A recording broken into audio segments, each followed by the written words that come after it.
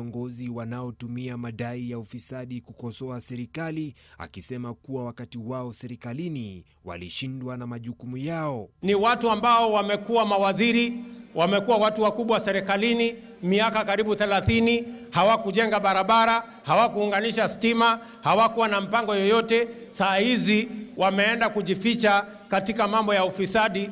Viongozi hao wamesisitiza kuwa hakuwezi kuwa na umoja nchini kabla ya kuangamiza siasa za ukabila na vyama vya kikabila. Mtu wako na chama ya kabila, ako na chama kidogo ya watu 5, sijui watu 10 ya kabila yake.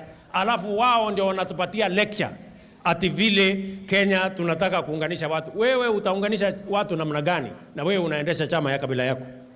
Siasa yetu ya Jubilee iko imara, na watu wakichoka na hii chama wanaweza kubadilisha waende chama ingine, watawacha chama kwa wenyewe. Chama ina wenyewe. As an individual, we have invested in this party. It's like a company. We have seen the dividend. We have seen the profits.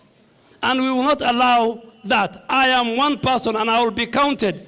I will not go down in history as the majority leader of the ruling coalition that Jubilee was destroyed when I was in office. I will not.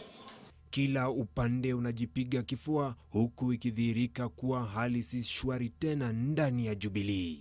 Vincent Odur, NTV.